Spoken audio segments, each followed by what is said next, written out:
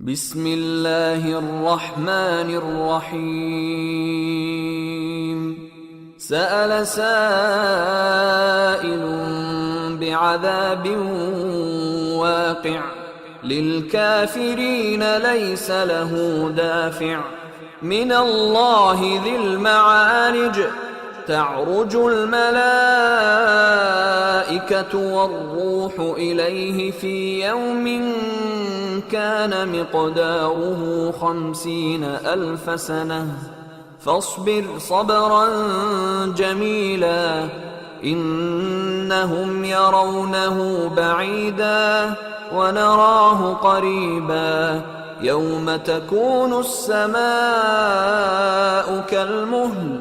وتكون الجبال كالعهن ولا يسأل حميم حميما يبصرونهم يود المجرم لو يفتدي من عذاب يومئذ ببنيه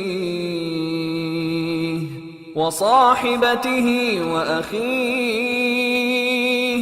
وفصيلته التي تؤويه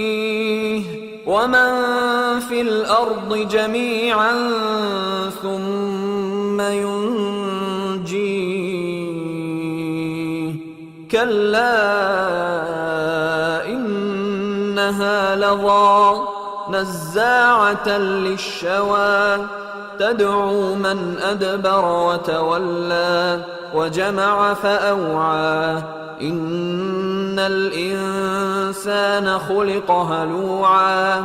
إذا مسه الشر جزوعا وإذا مسه الخير منوعا إلا المصلين الذين هم على صلاتهم دائمون والذين في أموالهم حق معلوم للسائل والمحروم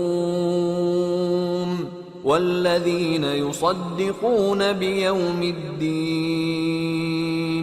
والذين هم من عذاب ربهم مشفقون إن عذاب ربهم غير مأمون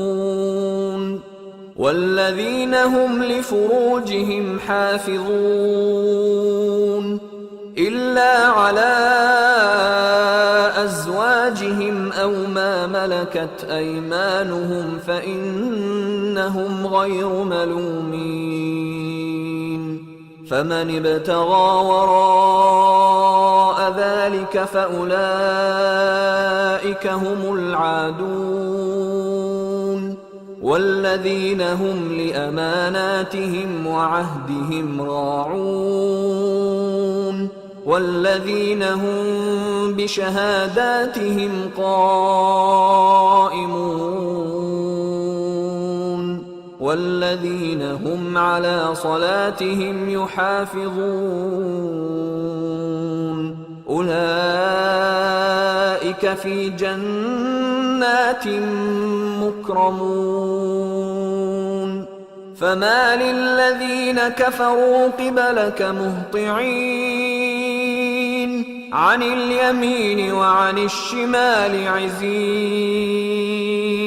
أيطمع كل امرئ منهم أن يدخل جنة نعيم كلا إنا خلقناهم مما يعلمون فلا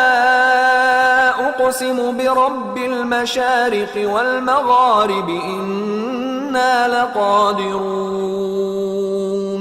على أن نبدل خيرا منهم وما نحن بمسبوقين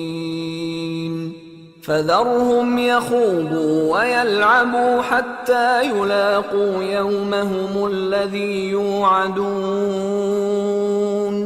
يوم يخرجون من الأجداث سراعا كأنهم إلى نصب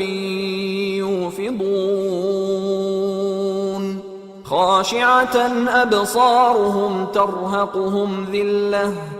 ذلك اليوم الذي كانوا يوعدون